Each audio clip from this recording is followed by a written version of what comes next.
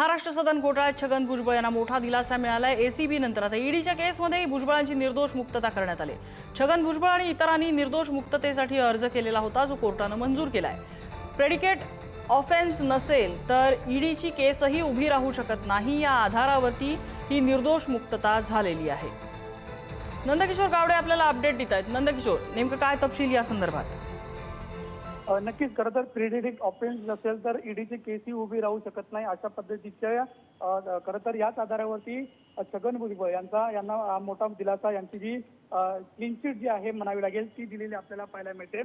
ACB नंतर आता ईडीच्या केसमध्येही भुजबळांना निर्दोष मुक्तता मिळाल्याचं आपल्याला पाहायला मिळते। गेल्या काही वर्षात 2005-06 पासून खरं तर छगन भुजबळांवरती ज्यावेळेला ते पीडब्ल्यूडीचे म्हणजे सार्वजनिक बांधकाम विभागाचे मंत्री होते, तेव्हा महाराष्ट्र सदनाचा बांधकाम ठेका एके सकरकर एंटरप्राइजेस नामक कंपनीला टेंडरला दिला, असा जो आरोप होता तो त्यांच्यावरती करण्यात आलेला होता आणि त्याच पद्धतीचा फायदा मिळाला, अशा पद्धतीचा आरोप जो होता तो छगन भुजबळ यांच्यावरती होता।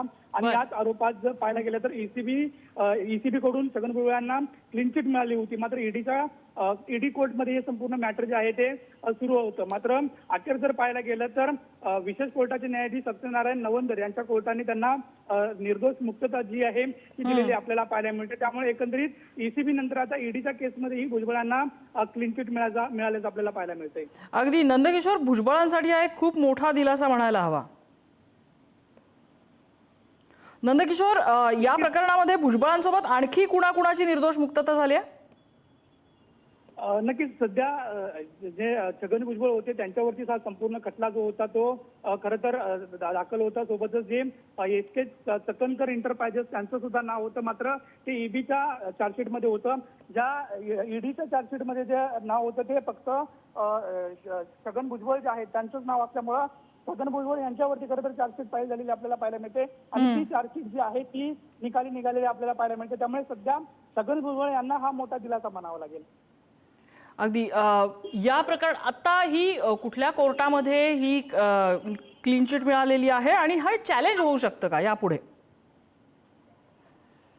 नक्कीच चॅलेंज होऊ शकतं। विशेष कोर्टाचे म्हणजे ईडीचं जे विशेष न्यायालय आहे, न्यायाधीश सत्यनारायण नवंदर यांच्या कोर्टाने खरं तरी संपूर्ण निर्दोष मुक्तता आहे ती केलेली आपल्याला पाहायला मिळते। दुसरं कुणी जरी ईडीला दुसऱ्या कुठल्या ईडीच्या केस संदर्भात ईडीनं वरच्या लेवलला पुन्हा अपील केलं तर पुन्हा केस स्टँड होऊ शकते। मात्र तुर्तास गेले काही वर्ष जी संपूर्ण केस सुरू होती ती केस जी आहे ती निकाली लागल्यामुळे एकंदरीत हा मोठा दिलासा म्हणावा लागेल। पुन्हा केस स्टँड राहून जर पुन्हा केस स्टँड राहिल्यानंतर पुन्हा एकदा संपूर्ण दाखले देऊन केस सुरू करण्यासाठी बरेच वर्ष जातील। मात्र तोपर्यंत हा छगन भुजबळांना मोठा दिलासा म्हणावा लागेल।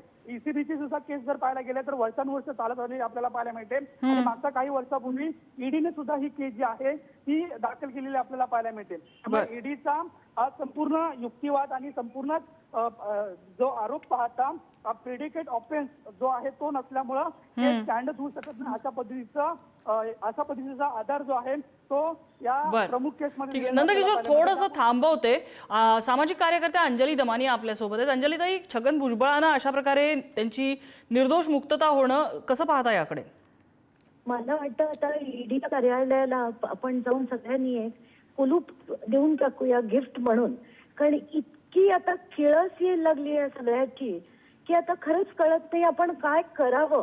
ह्याच ईडीनी त्याच्यात सगळी चौकशी करून कसा त्यांनी पैसा कॅशनी कलकत्त्याच्या कंपनीमध्ये पाठवला, कसा तिथं लॉन्डर करून ते पैसे इथे आले, हे सगळं त्यांच्या डॉक्युमेंटेड चार्जशीट मध्ये असताना जर त्यांनी क्लीन चिट दिली तर खरंच आता संताप आणि किळस दोन्ही यायला लागली या राजकारणाची। थर्ड क्लास राजकारण चाललंय, थर्ड क्लास, याच्याशिवाय दुसरा शब्दच माझ्याकडे उरलेला नाही आता। थर्ड क्लास राजकारण हे चॅलेंज होऊ शकतं, तुम्हाला असं वाटतंय हे चॅलेंज करता येईल?